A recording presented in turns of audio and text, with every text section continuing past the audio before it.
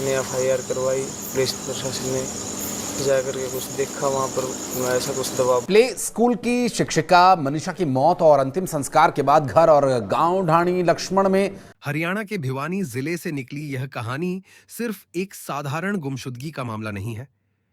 यह कहानी है एक ऐसी मासूम लड़की की जिसने अपने छोटे छोटे सपनों के सहारे जिंदगी की नई शुरुआत की थी, पर उसी मासूमियत और मेहनत की राह अचानक दर्दनाक मौत पर जाकर खत्म हो गई। यह कहानी समाज, पुलिस व्यवस्था और पूरे तंत्र की नाकामियों पर गहरे सवाल खड़े करती है। गांव की राजकुमारी मनीषा की जिंदगी। भिवानी जिले के दाढ़ी लक्ष्मण गांव में जन्मी मनीषा परिवार की लाडली थी। पिता मजदूरी करते थे, घर की आर्थिक स्थिति बहुत साधारण थी, लेकिन बेटी के सपनों के आगे उन्होंने कभी हार नहीं मानी। गांव की गलियों में पली बढ़ी मनीषा अपनी सादगी और मिलनसार स्वभाव के लिए जानी जाती थी। उसकी उम्र लगभग 19 से 20 साल थी। वह पढ़ाई में तेज थी और बच्चों से बेहद लगाव रखती थी। यही कारण था कि कुछ समय पहले उसने नजदीकी सिंघानी गांव के एक छोटे से प्ले स्कूल में नौकरी ज्वाइन की थी। सुबह ठीक 8 बजे घर से निकलना और बच्चों को पढ़ाना उसकी रोजमर्रा की जिंदगी का हिस्सा बन चुका था। स्कूल में बच्चे उसे बेहद पसंद करते थे। वह सिर्फ पढ़ाती नहीं थी, बल्कि बच्चों के साथ खेलती, उनका ख्याल रखती और उनके भविष्य को लेकर गंभीर रहती थी। 11 अगस्त 2025 एक अलग सुबह 11 अगस्त की सुबह मनीषा ने रोज की तरह स्कूल ज्वाइन किया। शुरुआत सामान्य लगी, लेकिन दोपहर तक स्थिति बदलने लगी। उस दिन उसे बीएसएससी नर्सिंग का फॉर्म लेने और भरने की जल्दी थी। वह अपने करियर को लेकर बेहद गंभीर थी और नर्सिंग ऑफिसर बनने का सपना देख रही थी। स्कूल की छुट्टी के बाद उसने स्कूल की वैन से घर लौटने की बजाय ड्राइवर से यह कहकर उतर गई कि उसे पास के आइडियल कॉलेज से नर्सिंग का फॉर्म लेना है। यह दूरी करीब 500 से 700 मीटर थी। उस पल किसी ने नहीं सोचा था कि यह उसकी आखिरी स्वतंत्र यात्रा होगी। परिवार की बेचैनी और लापरवाह। पुलिस दोपहर बीतने के बाद जब मनीषा घर नहीं लौटी, तो परिवार के भीतर बेचैनी फैलने लगी। शाम लगभग 6:15 बजे उसके पिता के फोन पर एक मिस कॉल आई। जब उन्होंने कॉल बैक करने की कोशिश की तो फोन बंद मिला।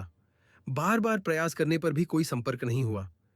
धीरे धीरे परिवार को डर सताने लगा। पिता तुरंत सिंघानी पहुंचे और बेटी की तलाश शुरू की। उन्होंने स्कूल स्टाफ से पूछा, कॉलेज तक भी गए, लेकिन किसी ने कोई ठोस जानकारी नहीं दी। स्थिति गंभीर लग रही थी, इसीलिए उन्होंने 112 नंबर डायल कर पुलिस से मदद मांगी।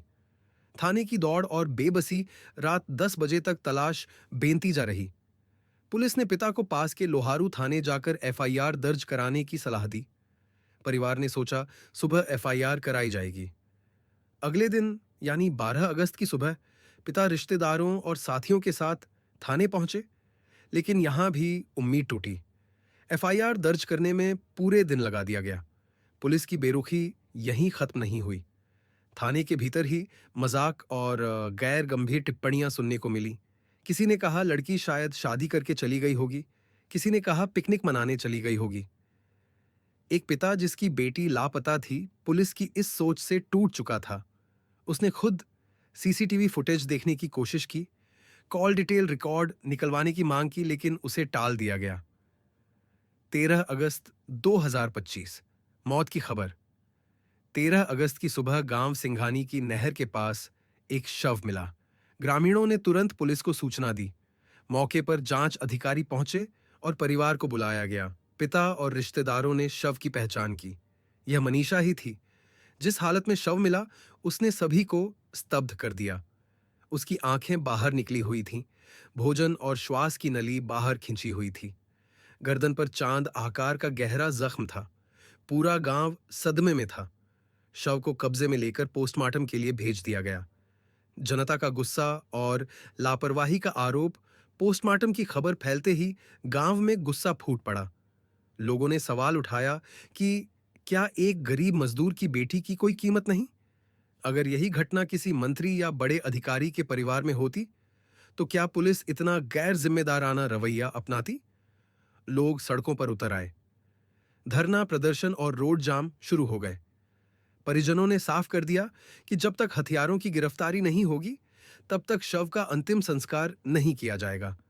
प्रशासन पर दबाव और निलंबन गुस्से की आग पूरे प्रदेश में फैल गई।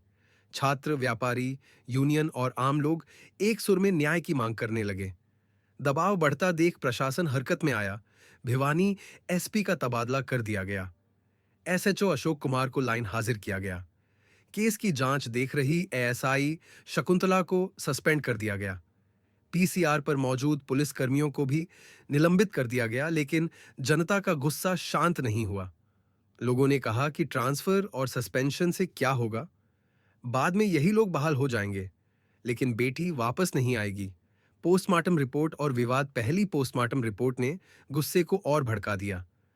रिपोर्ट में लिखा गया कि शरीर पर चोटें जानवरों द्वारा नोचने के कारण है। यौन शोषण का कोई सबूत नहीं मिला। गांव वालों को यह बात हजम नहीं हुई। इतनी बुरी हालत में शव मिला और रिपोर्ट कह रही है कि यह जानवरों के कारण हुआ।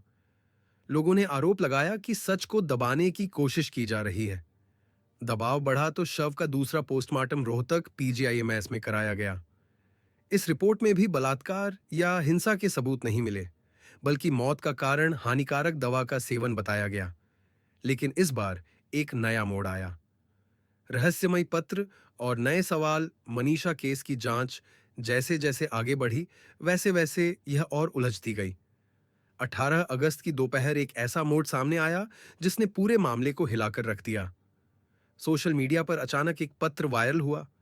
दावा किया गया कि यह पत्र मनीषा ने अपनी मौत से पहले लिखा था। पत्र में उसके माता-पिता से माफी मांगी गई थी और आत्महत्या करने की बात कही गई थी। पत्र में लिखा था कि वह अपने माता-पिता पर बोझ नहीं बनना चाहती थी। उसने स्वीकार किया कि वह उनके सपनों को पूरा करने के दबाव में जी रही थी और खुद को दोषी मान रही थी। अपने शब्दों में उसने कहा कि वह नर्सिंग ऑफिसर बनने का सपना देख रही थी।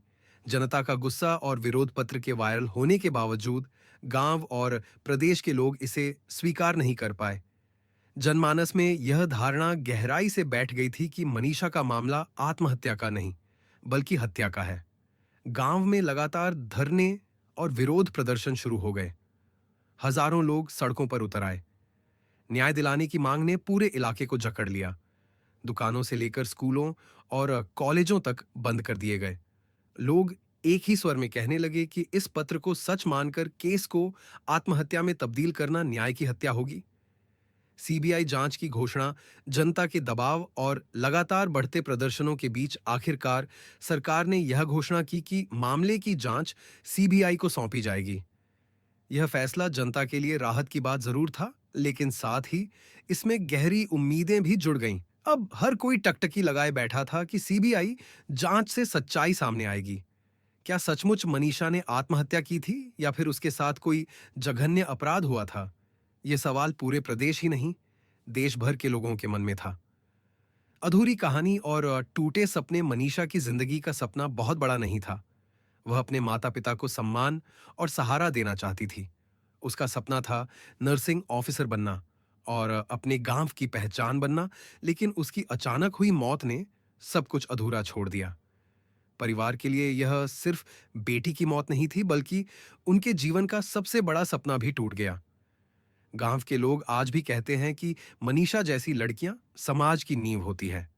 मेहनत, ईमानदारी और सादगी से जीने वाली ऐसी बेटियां हर किसी के दिल में अपनी छाप छोड़ जाती हैं।